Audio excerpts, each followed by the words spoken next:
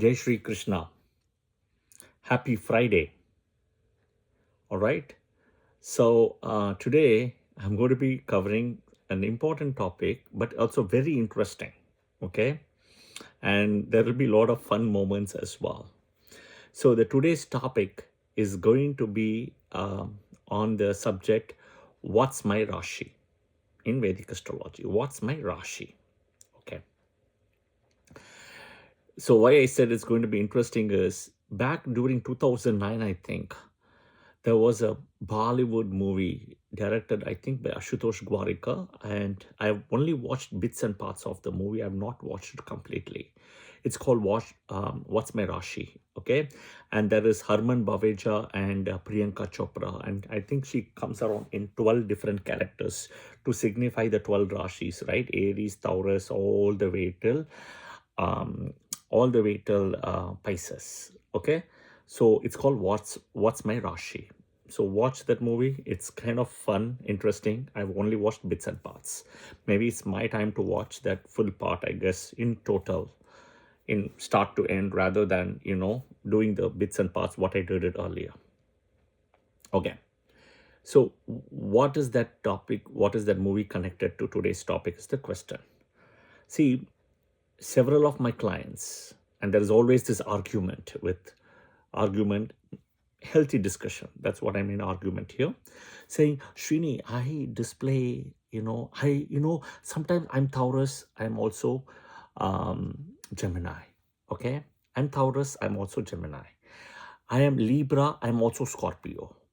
All these discussions happen all the time with me. Specific some Rashis, it will happen. Okay, it always happens this. And I have explained to them individually, but I also thought, where is that confusion, right? Where is that confusion? Why it is coming, and how do you break it? Okay. Typically, there is in Vedic astrology, there is something called Lagna, and there is something called Moon Rashi. Okay. The 12 Rashis are in a way Aries, Taurus, Gemini, Cancer, Scorpio. Cancer, I don't know why I jumped to Scorpio, Leo, Virgo, Libra, Scorpio, Sagittarius, Capricorn, Aquarius, Pisces. 12 Rashis. Okay, these are the 12 Rashis. All right. Now comes one is D1 Lagna. Don't jump to D9 Lagna and all. D1 Lagna, and making it very clear. Then there is something called as Moon Rashi. Wherever your moon sits becomes your Rashi. Wherever moon nakshatra, in that Rashi, the nakshatra triggers Vimshottari Mahadasa. Okay, now just pause for a minute and think, what are the 12 Rashis? Aries, Taurus, all the way I mentioned. They're all 12 Adityas. I have done a video already on that. Watch my video. The 12 Adityas. Okay, the 12 Adityas. Or all the 12 sun Rashis, they're all the sons of Aditi. Okay, Varuna, Bhaga, Indra, Vishnu, all of them in a way comes as sons of Aditi. Aditi is the mother for all the 12 Rashis. Okay, next. So there are 12 Rashis. Now, then there are 27 nakshatras. So in a D1 chart of 360 degrees, you have a sun and a sun's path, moon and moon's path separate. Sun and sun's path is actually connected with the 12 Rashis. Moon and moon path is connected with 27 nakshatras. Okay, in the D1 chart. Okay, D1 chart. Now, the way what it is happening, how it is D1 Rashi, you have 360 degrees, 12 houses. Technically speaking, if you go to the depth, each house is not 30 degrees, which we do it today. It is technically not. It has been adjusted, and BPHS says that very clearly. Okay. That is also one of the reasons what you see, right? During summer, winter, pick any Rashi, pick any Lagna you want. The Lagna won't be there for 2 hours. It won't be the same. You will see that. And the reason, because it's not 30 degrees in a way, but it's all adjusted for us to do mathematical calculations. All right, coming back, Sun, you have 12 months, 12 Rashis as 12 months. Aries, Taurus, all the way till Pisces. That is the sun's path. That is the sun Rashis. All are owned by the sun. Moon gets 6, sun gets 6 in a way later, and then the planets gets it further. So it's like a pyramid structure. Pyramid. Okay. Now within the sun, 12 Rashis, Aries, Taurus, all the 12 Rashis owned by the 12 Adityas. You have the nakshatras, the 27 moon nakshatras path also in it. It's a point within a point. Think about this way. I am saying, guys, I am right now as we speak, I'm actually going to, let's say this, I'm going to Empire State Building, which is 34th Avenue and 5th Street. Okay, I'm going to Empire State Building.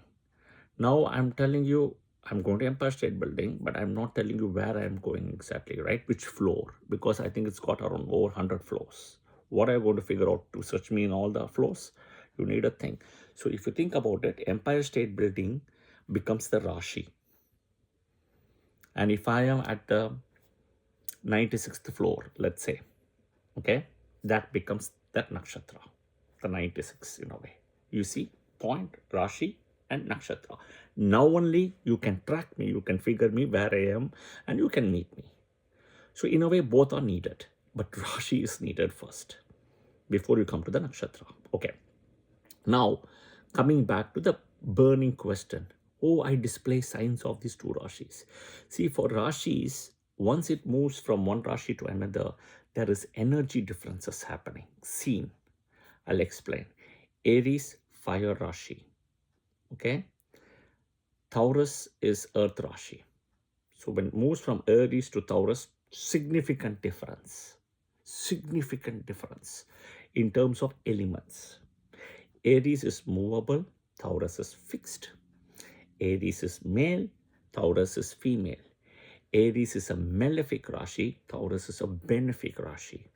Aries is Mars owned, Taurus is Venus owned with moon's monotrikona.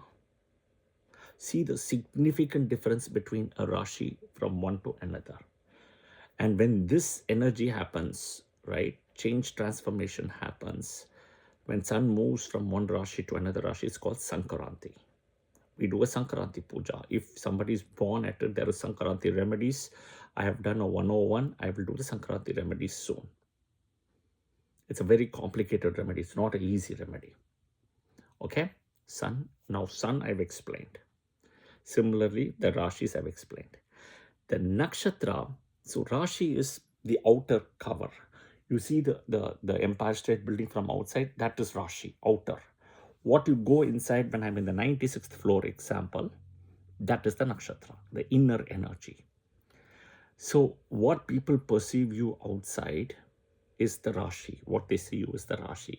Aruda Lagna is also a perception. Mahadasa running the lordship is also a perception. But Rashi is the big perception there. Okay?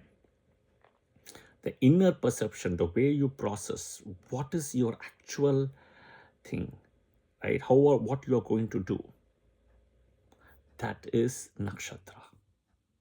Okay, the inner energy. The problem, what happens is Rashis 0 to 30, 30 to 60, 60 to 90 fixed in a way, even though there's no border line. But nakshatras goes from one Rashi to another. This challenge is with sun nakshatras, moon nakshatras, and Mars nakshatras. They are broken nakshatras. So sun nakshatras, Kritika, Uttarashada, Uttar Falguni.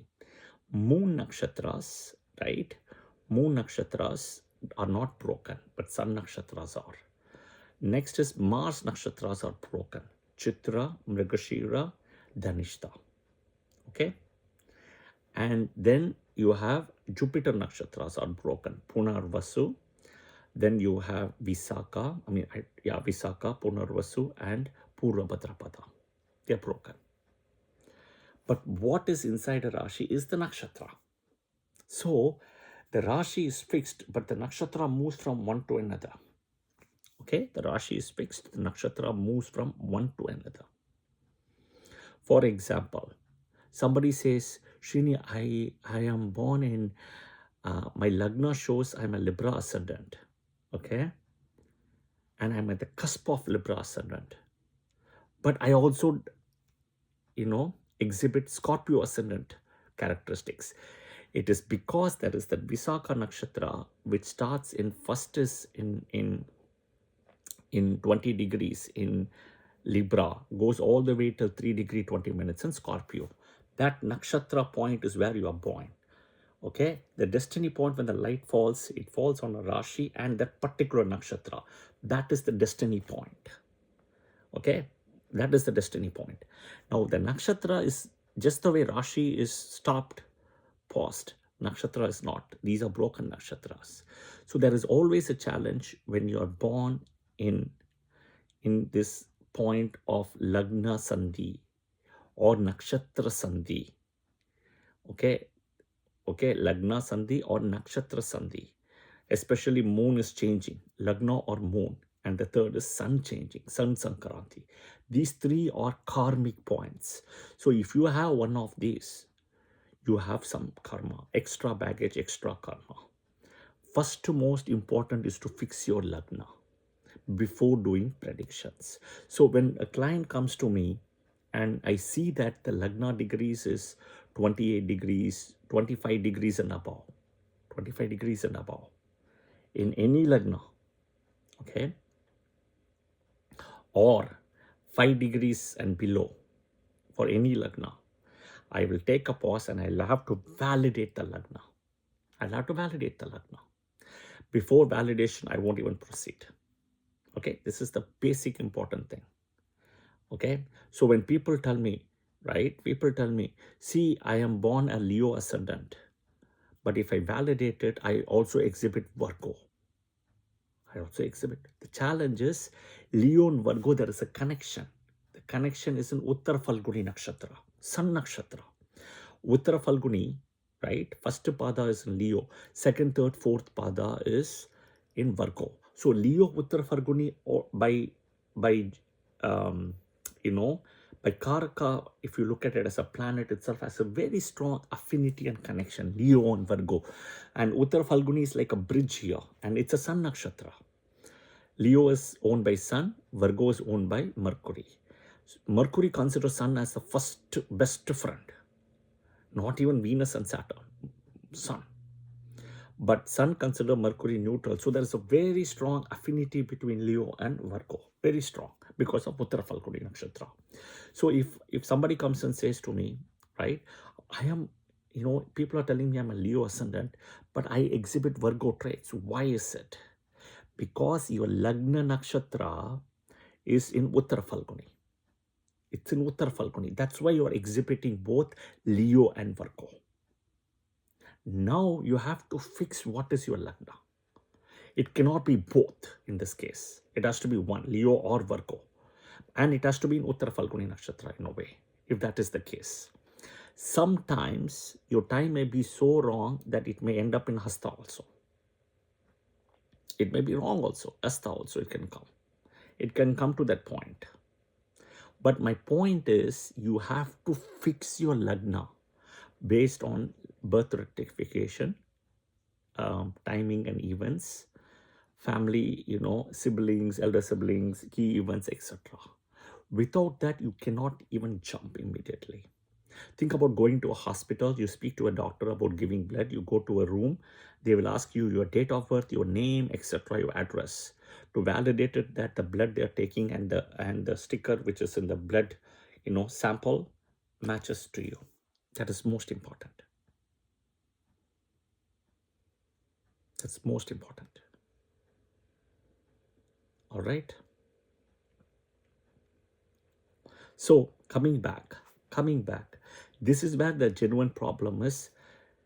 From Aries to Taurus, the Rashi changes as I explained at the start, but the nakshatra continuity, if you see, is the nakshatra point here is Kritika nakshatra. Starts in Aries and ends in Taurus. From Taurus to Gemini, if you see, the connectivity point is Mrigashira nakshatra. So you can be a Taurus Mrigashira, or you can be a Gemini Mrigashira. Okay, that's the connectivity point. From Mrigashira from Gemini to Cancer, it's Punarvasu Nakshatra. Okay. So that's the connectivity point. So it stops here. It stops. So from then there is a karmic Gandanta knot, which is happening between um, Cancer to Leo. Okay, Cancer to Leo. Next starts Leo. You have Uttara Falguni Nakshatra, which starts, and then it ends. It ends in Uttara Falguni. It ends. The first pada starts in Leo and it's in Virgo. And then from Virgo, there is a nakshatra connectivity which starts, okay, which starts from Virgo to Libra, which is Chitra nakshatra, two padas each. Then from Libra, you have Visakha nakshatra starting at the point and ending to Visakha nakshatra in Scorpio. Then you have Jyeshta, last finishing, which is the Gandanta karmic knot, over. Finished. Next, you have in Sagittarius Uttarshada Nakshatra, connecting knot to Makara Rashi Capricorn. Then in Capricorn, you have last part Dhanishta, the first two padas in, which is connecting to the third and fourth pada in Aquarius, connecting part. Then you have Purva Bhadrapada, three nakshatras finishing in Aquarius, connecting with the fourth pada in Pisces. And then it stops. And then there's a karmic Gandanta knot between Pisces as well, Pisces and Aries, karmic Gandanta knot. Okay. So what you understand is, think about a train, a bogie, a box of a train, right? A bogie, we call it, right? And then another bogie, but they're connected with a connector in between. That is the nakshatra point. That is the nakshatra. As you can go from one bogie to another one, right? One of the compartment to another compartment, it goes. Then there is probably a stop eventually. That is the Gandanta point. Okay. So the most important is one has to fix the lagna. And this nakshatra, right? This destiny point, lagna nakshatra, which is connected with moon in a way, right? Because nakshatra is owned by the moon, right? Is what is used to determine what is your Rashi, what is your lagna, what is your moon Rashi. Same thing, right? I have people who are born exactly at the crux of, Rohini and Mrigashira.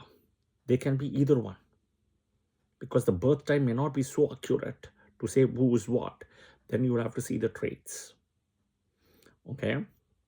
I know somebody who was born at the crux of Anuradha and Scorpio. I know somebody who's born at the crux of Chitra and Swati Nakshatra. Okay, so you got to fix the lagna. Parashara also says, Maharishi Parashara says, if you don't know the lagna, use the moon. So next important is you have to fix the moon and the Rashi and the nakshatra for the moon. So without this, do not even jump into predictions, guys. Without it, do not jump into predictions. That's basically like a 101 in Vedic astrology. But the point is, what's your Rashi? What's my Rashi? You first have to make sure your birth times are correct. And I always give 4, 5, 6 past events. I need to validate certain things. Then only I can give predictions. Otherwise, there's no point without, checking all the details. You will go wrong. I will always say one thing. People who follow somebody like me, astrology, I can go wrong. Astrologer can be wrong, but Vedic astrology cannot go wrong. That's the most important thing. You should know to do the 101 properly, the basic things, the rules, the exceptions. Exception cannot be the rule also.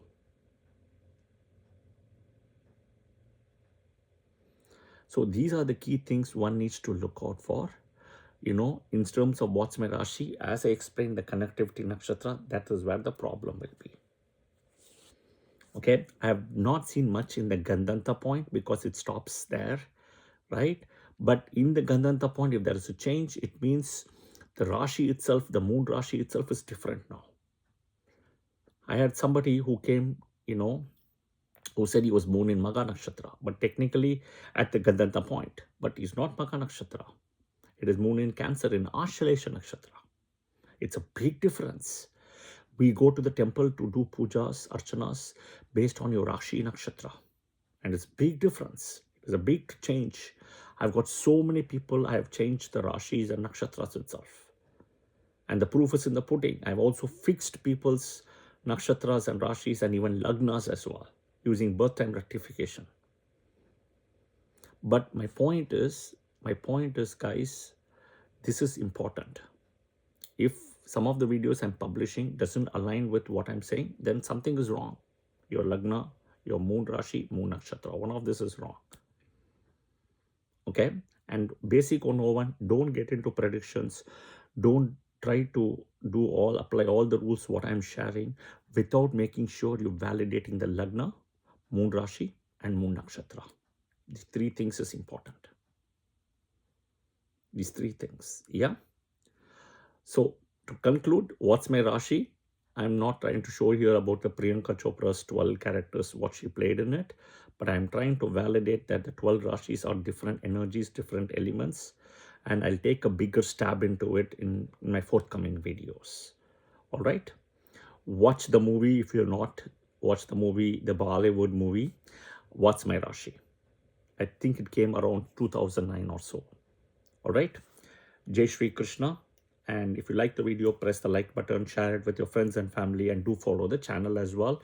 And please share your comments as well. Thank you.